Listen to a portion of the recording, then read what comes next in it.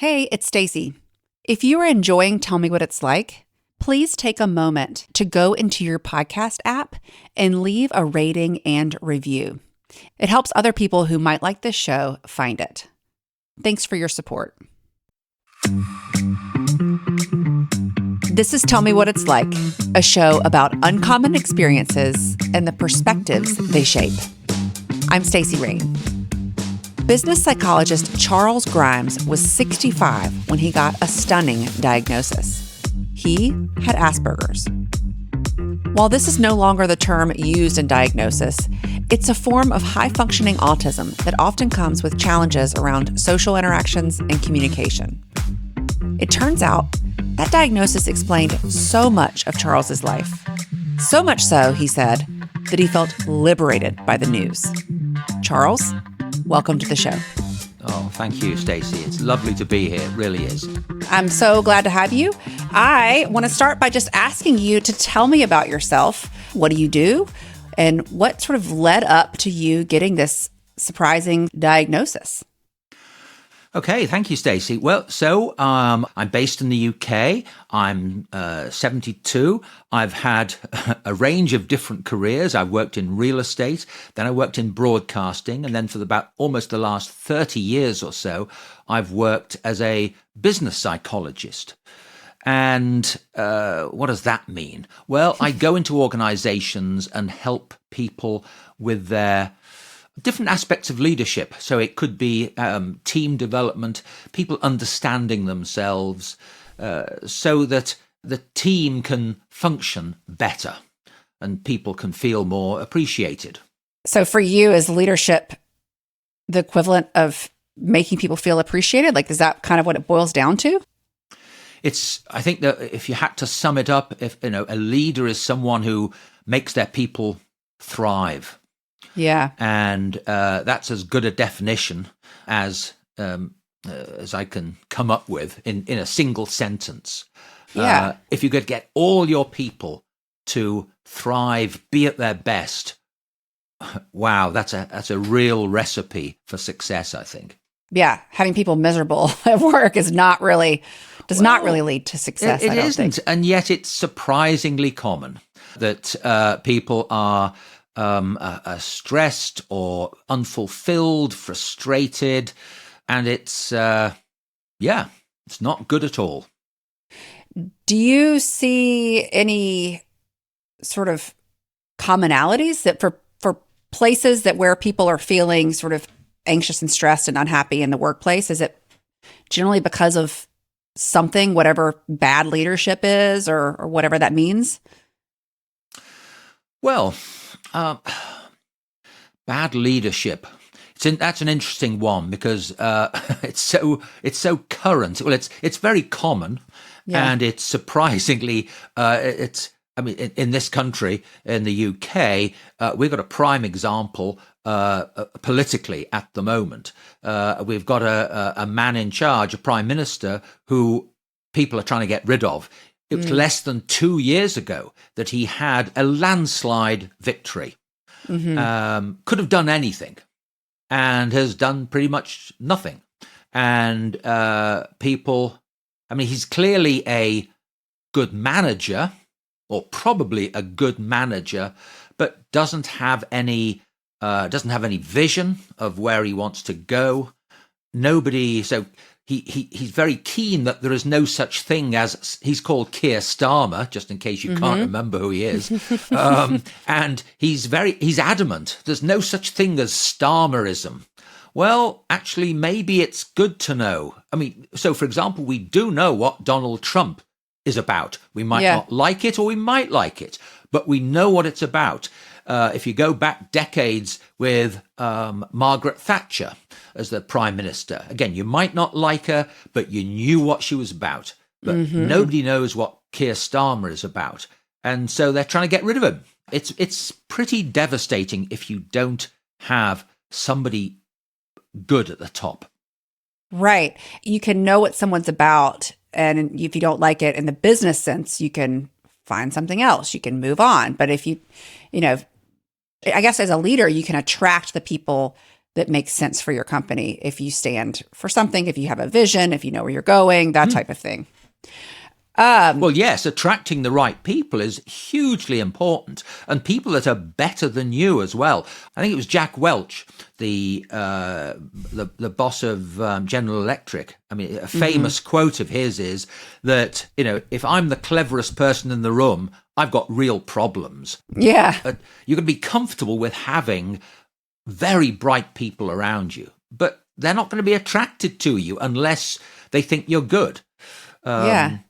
And it's also, it's important in politics, important in the workplace. It's very important in the home as well. How do we lead our kids? And that's crucial, absolutely crucial. And they learn as well. Anyone who's got children or has had children knows that they don't learn from your wise words. I mean, forget that. Right. All the things you try and tell them, they learn from how you live your life. Right. What example you give. And that's why we all of us, whether, as parents, we need to be on the ball all the time about, am I giving the right signals to my children? Yeah, that's a fantastic point. I mean, they do. They learn by what you do. They learn by what they watch you do. So certainly, you say, don't use bad language. But if they'll say, well, then why did you say that word? Exactly. Yes. Oops. Yes. So clearly you love leadership. You think about it in all sorts of contexts. How did you come to it? Because you started out in real estate and then you were a BBC broadcaster for a time. And now you've been working in leadership. You've written a book. You've been doing this for almost 30 years. Well, I think why I've really got interested in it is that, I've been vaguely interested in it, but then about 20 years or so ago, I'm a musician, so I sing in various choirs. And I've been lucky enough to do it at a high level. Mm-hmm. And we were doing a concert one time, and the way it usually works is that you learn the piece with, if you don't know it, if it's an unusual piece, you learn it with the chorus master for a few rehearsals, and then the real conductor who's going to do the concert comes along a few days before and just sort of works with you.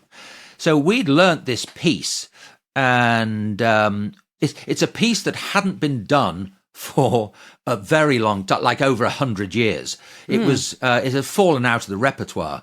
And after a few rehearsals, we thought, there's no surprise there. We thought it was dull and boring, and we weren't engaged with it. So it wasn't particularly difficult, but we just were singing badly. And then one of the rehearsals, almost the final rehearsal, the real conductor came along. And he came along after the coffee break. And in the first half of the rehearsal, we were lousy, really. And then suddenly this guy called Mark Elder, now Sir Mark Elder, very distinguished British conductor, he came along, and all he did was he just introduced himself and said, good evening, ladies and gentlemen, can we go from, letter C? Telling us where to go from. And suddenly he was there. He was on fire. And as the time went on, we started singing like a choir possessed. Really? We were extraordinary. And I suddenly, at the end of it, I thought, what's gone on there? An hour ago, we were singing dreadfully, and now we're singing fabulously. And the only difference is him. Yeah. And yet he has said nothing. Because, of course, the thing with the conductors is they don't say anything. I mean, obviously, they don't say anything in a concert. Right. But they don't say much in rehearsal. We musicians don't like, we don't want to lecture about the piece. We just show us what you do, what you want. And he just did that all through the body language, the face, the eyes. that he convinced us in that moment that this is a piece which is worth doing. There's nowhere else we would prefer to be on this wet Tuesday night than here singing this. And you can tell he is giving 100%. So therefore, well, wow, I better sit up and I better give 100%. Right. And I just thought, this is extraordinary. And lots of conductors do it, but that was the most obvious example. And it just made me think, what is going on with him? How is he doing that? And what if you could do that in the workplace or at home? And it comes back to what we were just talking about. It's, we weren't learning it or what he wanted from what he said. Yeah. It's all about how he is, how he's behaving. And that's exactly the same with our children or with our team. We just, really how you stand, how you, the energy you have in your voice, how you motivate people, how you manage them, it can all be affected. So I think that's just one of the things we can learn from the world of music. Yeah. But I love this analogy because it makes me think, businesses have CEOs and leaders come and go over time, and they can sort of rise and fall with that. And it's, just as the conductor can come in and change the whole feeling, CEOs do the same. Yes. That's a great analogy. So you spend a lot of time on leadership. You spend a lot of time with your choral groups. Yep. And then what led to this event where you get your Asperger's diagnosis? Well, it was 7 years ago when I was talking to a friend, and she has a daughter who's now in her 20s who has got Asperger's. So my friend has always known about Asperger's because of her daughter. And we were just chatting, and she said, I think Tony, who's her husband, she said, I think Tony's might have Asperger's like you do. And it was just such a throwaway remark. And I thought, what? And to her, it was so blindingly obvious that I have it, that she hadn't even bothered mentioning it before, because obviously I must know. And I thought, oh, okay. So I think we chatted a bit. And it wasn't said in any nasty way, or it was just that it's so clear. So then I've got my sister-in-law. She's got a son who's he's now in his 30s, and he's autistic. He's also got profound learning difficulties and nonverbal. And she was my sister-in-law. She's got a doctorate in autism now, and she's been a trustee of the National Autistic Society. So she's a big person in the world of autism over here. And so I went to see her a couple of times, and she hadn't made the link at all. Yeah. But when I talked to her and explained a bit more about how I behave and my life, and she thought, well, quite possible. Why don't you just go to the National Autistic Society and get see what they say. You can book an appointment. And I did. I paid my money and went along. And it was the 4th of December, 2019. And it was just wonderful.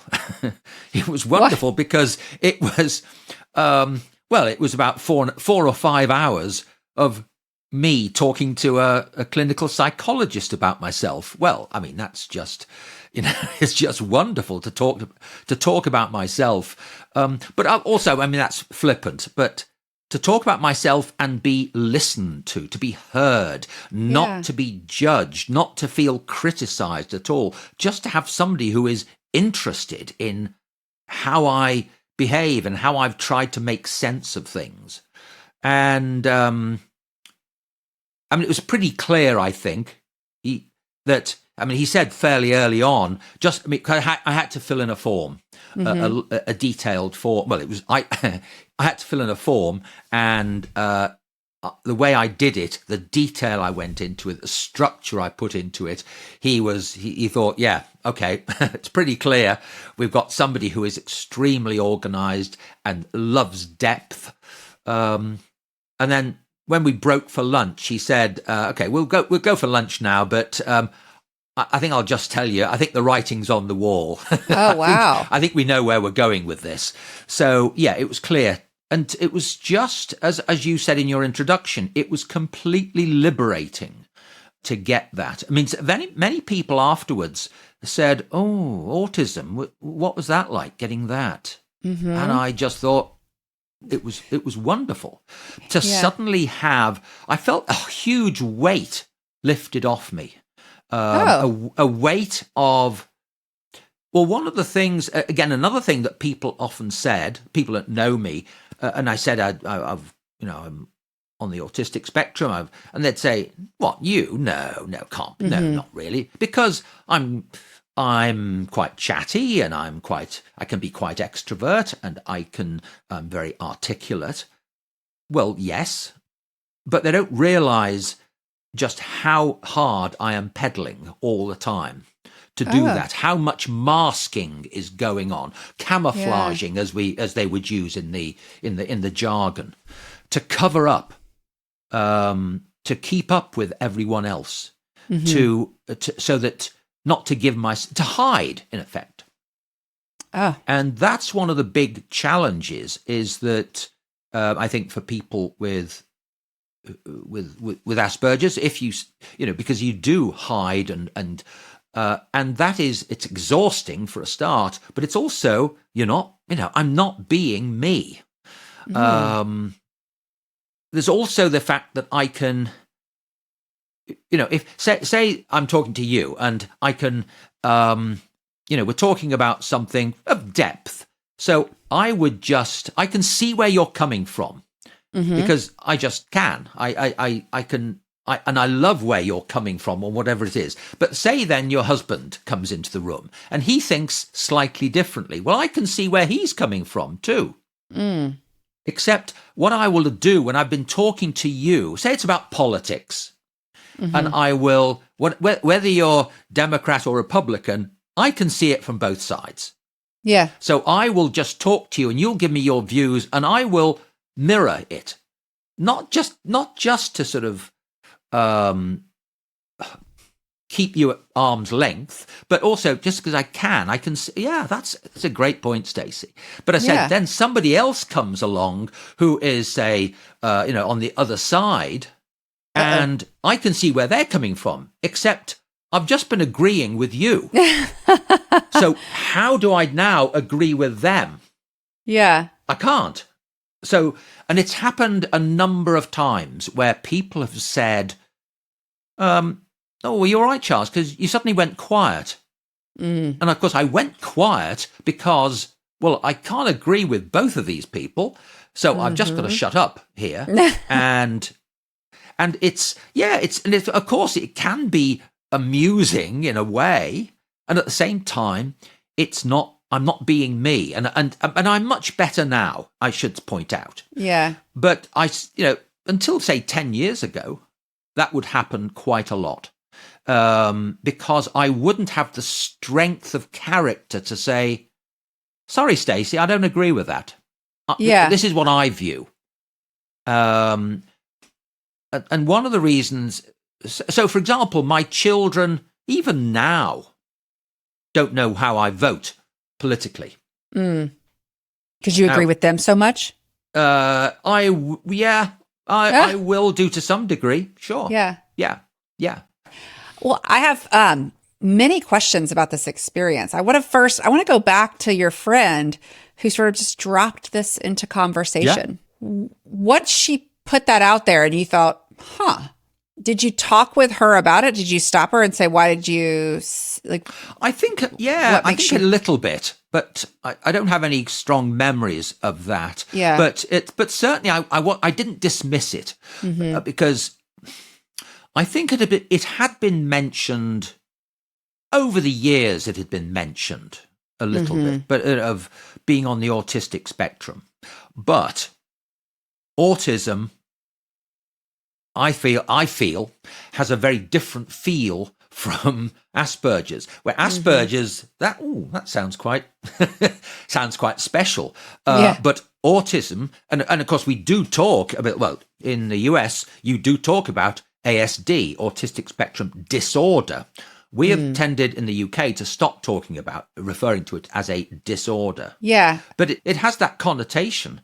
And I think whenever it was mentioned, over, say, 15 years ago or 20 years ago, or thoughts, no, I'll dismiss that. Whereas Asperger's just seemed more interesting, and as if it's something a bit more special. So it made you more willing to kind of more deeply look to into explore it and not dismiss it. Yes. And what do you feel like was driving you to actually go and do this? It sounds like it was a day-long process of talking to this psychologist and what made you think, I just want to go do this? Because that's what I've been doing, I think, pretty much all my life, is trying. I mean, I have numerous obsessions about, whether it's music or psychology or, et cetera, et cetera. Drawing maps when I was a kid, the space program when I was a teenager, all these different obsessions that I've had. But the depth. But yes. So just endless focus and taking them to ridiculous depths. But there's another one is, throughout my life has been trying to work out what's going on, looking for truth, truth, whatever that means. Yeah. Trying to understand, trying to join the dots. And I mean, that's really why I've ended up doing psychology, why I became a business psychologist. Now, when people say, why did you change? And I always say, I find people fascinating. And I do find other people fascinating, but really, I think I did it for me. I did it because I want to understand me. Once I understand me a bit better, then I've got a sporting chance of understanding other people. But it's really, I think, it's to understand me. So I've done endless, all these different psychometrics. I have done, most of them. I've been on lots and lots of courses trying to understand myself, and lots of counselling and therapy to, for the last 35 years, not constantly, but big chunks of time, to try and reflect and see what's going on. And so therefore, when somebody offers me another model, like maybe it's Asperger's, well, why not? Yeah. That sounds pretty good. I'll go and explore that one. So, yeah. And as you're saying, you wanted to figure you out. That's why you kept going down all these paths. But also, that's now what you're doing in your leadership work and that's what part of becoming a good leader is understanding yourself, understanding the way that you come to leadership, what leadership is. Almost you have to work on yourself a little bit to be a good leader, to know, like, these are the things that I tend to do, and this isn't working, so I need to do it this way. Would you say that's pretty accurate? God, yes, absolutely. I mean, when you say a little bit, how about a great deal? Yes, because leadership fundamentally, there are so many books, and I'm not going to be, I'll be fairly rude about them. So many books which are, the 10 secrets of leadership, or, 10 top tips or whatever. They may be moderately interesting, but frankly, I think they're a waste of time, because it's a relationship. Yeah. Leadership at its basic level, most fundamental level, it is a relationship. Therefore, say you're a CEO and you've got 10 people in your team, you have to have a really great relationship with each one of those people. Now, we all know to have a relationship with one person is hard enough. For you and your husband to have a relationship, you've really got to know how you behave. Then you can start thinking about how he behaves, and you can start negotiating. But if you're a CEO, you've got that 10 times over. Right. So it's a tremendous amount of effort. Absolutely. And of course, hopefully, if you're a very enlightened CEO, yeah, you have done a lot of work on yourself and you do reflect a lot. But of course, the nature of the job is that very often the people that get to the top are not, because it needs other things. It needs phenomenal drive and a desire to do anything. I mean, it's a horrible job to be a CEO. It's a 24, if a big organization, it's 24/7. Not many people want it. So if you do, I mean, it's good that we have people like that, but very often it doesn't come with huge amounts of emotional intelligence. Not always, but it should, but it doesn't always. But they of course they should have looked at themselves, because then they can relate to the other people. Yeah, and a lot of times I think the people who end up leading organizations are the ones that are technically good, and someone says, okay, you know how to do this job, so you should make sure you're leading everyone else. And they're two very different skills, teaching someone how to do the work versus leading a group of people into doing the work. Absolutely. Yeah. Yes. I mean, think about, Bill Gates is my age, I think. All those years ago, 50 years ago, 50 more years ago, when he founded Microsoft as a teenager. I mean, it's always interesting with leaders, is that, because you talk about leadership and followership. Why would somebody follow you? That's all. You always got to think about that. And of course, why would people follow Bill Gates when he was a teenager, which they did? Was he charismatic? No. But you would follow him because he knew more than pretty much anyone else on the planet, even as a 19-year-old. That's why he left Harvard. He knew more about programming than college professors. So you think now. So yes, he phenomenal abilities, technical abilities he had. But yeah, does that make him a great leader in dealing with people? Well, maybe not. But it's certainly he had the technical skills. Yeah, and leadership is something you can learn. I mean, it's things that you can learn how to be a better leader. Absolutely. You can know all the technical things, and then you can, hopefully Bill Gates went and learned a little bit about how to lead people. Yes. So going back to this day where you had these hours with this psychologist who then says, you know what, the writing's on the wall, and you say you feel liberated. I want to talk about that a little bit. What did you feel at that moment? What happened in the next few days? How did you sort of look at yourself differently in a way that made you feel that way? Well, I certainly went out of the offices with a spring in my step, and a smile on my face, and really, a sense of freedom and joy. And I suppose, how did it make me feel? It's okay to be Charles, and that's something which I hadn't felt. Wow.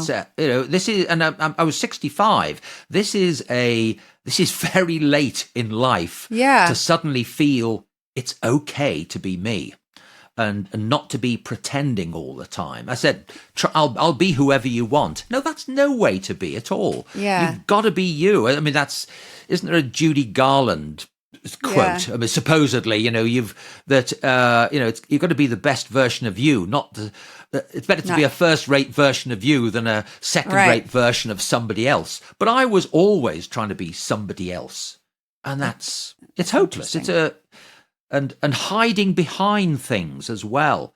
I still do that to some degree. So when I did a master's 17 years ago, and on the very first day, we had to introduce ourselves, and they told us, bring stuff along. So introduce yourself to your colleagues and to the tutors. So I took along all sorts of things, books and things about my broadcasting and my interest in physics and my love of music and et cetera, et cetera. And so I was telling people all about this, and I was telling them about Carl Jung, the psychologist, and Richard Feynman, the physicist, and other heroes of mine. And then my tutor, he quietly said, "And where's Charles?" Mm. And again, I just stopped me in my tracks, because I didn't think, how dare you? Of course, I just thought, yeah, where am I?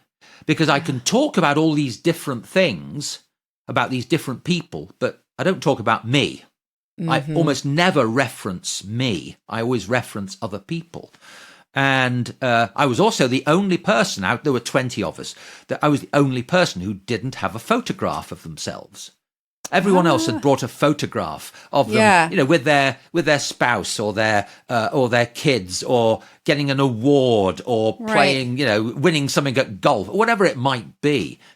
I had no photograph. Interesting. I disappeared myself, and I said I'm getting better, but it's still something I have to be aware of all the time. Yeah. But you felt like naming it, understanding it through this diagnosis. Oh, yes. Just made a huge difference. Yes. It's, thrilling, really, to suddenly, gosh, yes. Have a lens. And I can be me, and the world doesn't come, crashing down. Nobody's going to say, who the hell are you to say that? Yeah. No, they say, oh, that sounds interesting. And you think, wow, okay. Yes. I'm curious.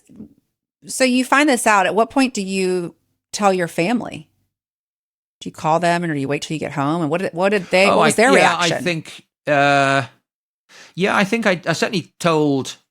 Yeah, I'm sure I will have told my wife straight away. We'll have phoned her up, and because it was a pretty special day. I said it's why. Well, of course I can remember dates anyway, because that's it's one of the sort of people like me are often quite numerate as well. But it was a very special date. I mean, I have the certificate. I mean, it's on the wall outside. Wow. I have framed.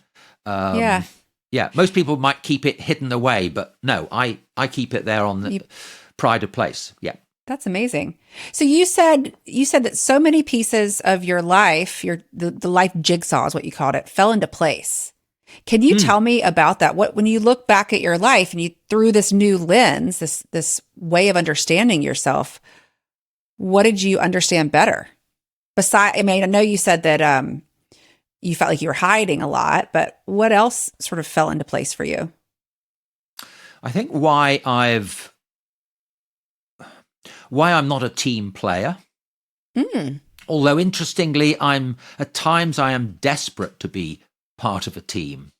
But the people that I would want in the team, are so exalted that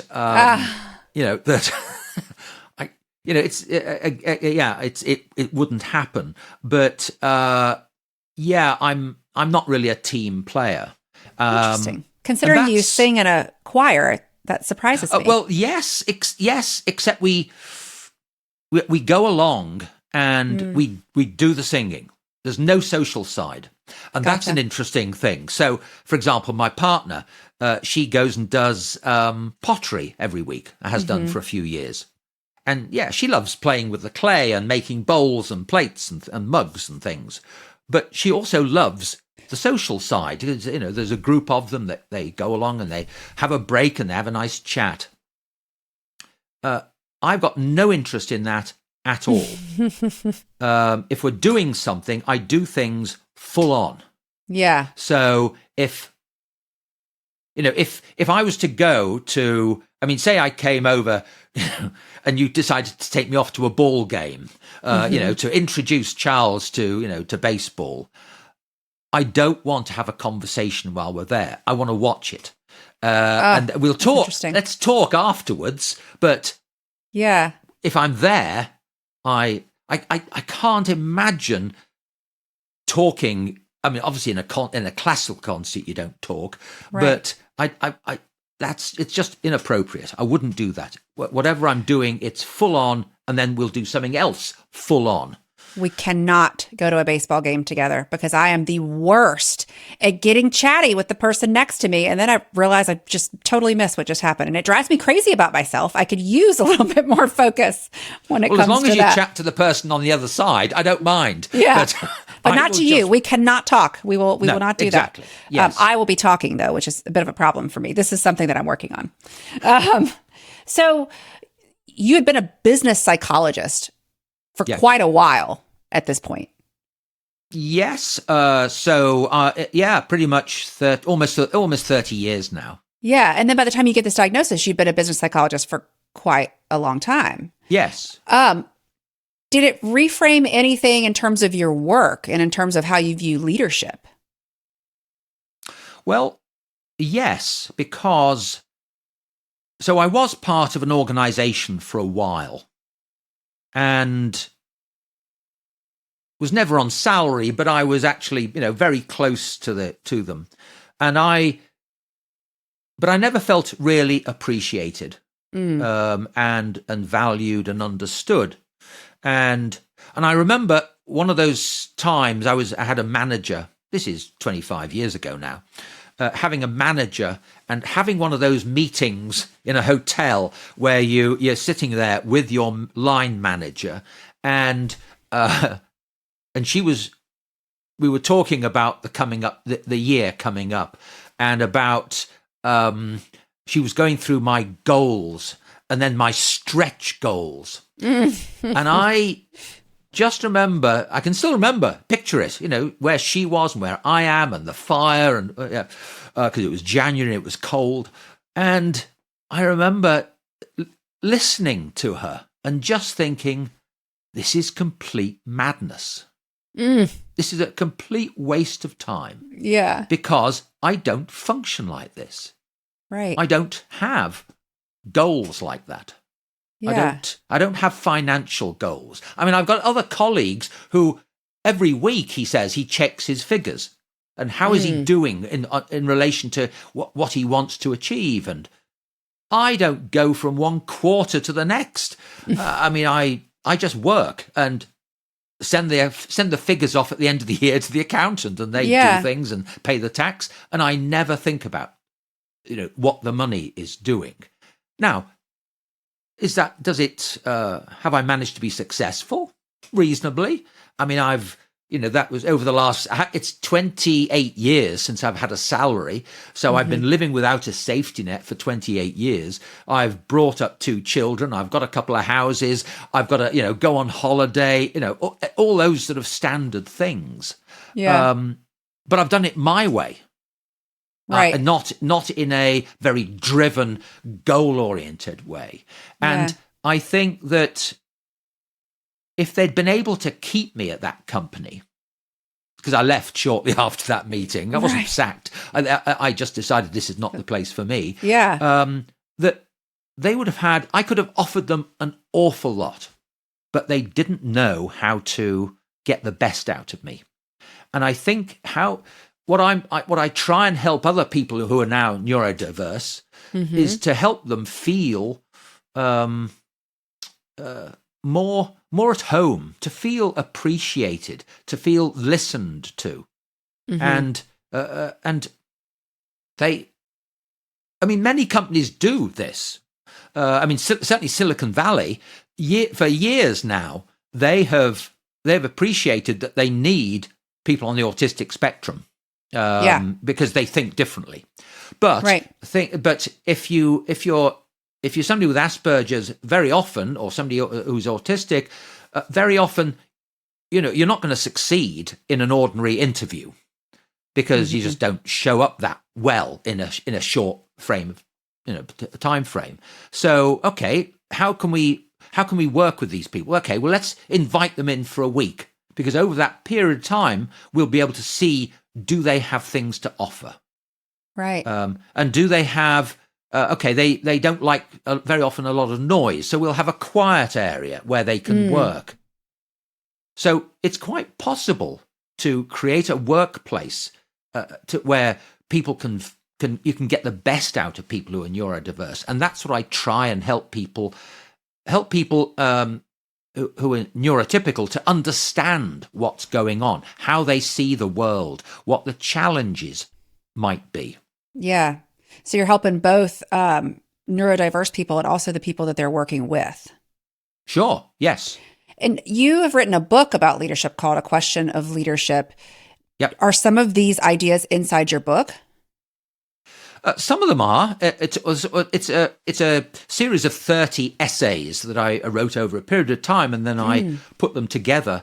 They're all short essays, so they're very digestible. But there's about a whole range of topics. Quite a lot of them are about music because of this conductor orchestra model, which I think love that is analogy. The best model. I mean, of course, I would say that, but I genuinely think it's the best model for understanding leadership. And so there's quite a lot about that. But then there are all sorts of other things as well. There's ones from my time in Hong Kong. There are ones from, I'm fascinated with climbers. I don't want to climb myself, but when Alex Honnold, if you've ever heard of him, who climbed, I think back in 2017, he climbed El Capitan in Yosemite, which is that sheer 3,000-foot face, and he climbed that, as they say, free solo. This is with no ropes, no attachment. I'm deathly afraid of heights. Well, quite. And I've stood in front of El Cap and thought, I'm in awe of these people. I'm in awe of people who would want to go up with a rope, let alone somebody who goes up like a lizard. But it's what the thing I find fascinating about people like that. People like that is that they will all say, I mean, he knows that if he for those 2.5 hours it took him to go up, if there's a second of where he loses concentration, he will die. He knows that. There's no safety net, there's nothing. But it's in that moment of taking the ultimate risk that he feels the most alive. And I think most people say that when they're near death, they feel the most alive. Now, it's not something I am... I admire it and I can hear it and I like watching it. I don't want to do it myself. But so there are essays about things like that. Now, that's fair. And because you might think, okay, well, interesting story. How can I relate a symphony orchestra to my work? There are then at the end of each essay, there are coaching questions to help you bring it back to your world. So that's what the book fundamentally is about. Yes. A whole range of different things. Yeah, I love it. Well, you said that, you help neurodiverse people thrive in the workplace. And so would you look back now that once you got this diagnosis and you look back at sort of your work life, what would you say made you extra special because of who you are in the way that, in the self that you did bring to your work? Well, the things I could have offered that company that I left, it's focus that we've already touched on. It's also that I find everything fascinating, and I really mean everything. I haven't found anything that I don't find fascinating. Okay, I mean, I can find, it doesn't mean I find every sport fascinating, but I love sport in certain aspects. But I love everything from, biology. I've got a huge library downstairs, of course, books on music and psychology and, but also economics and biology and physics and chemistry and, all sorts of different things. So therefore, I love finding stuff out.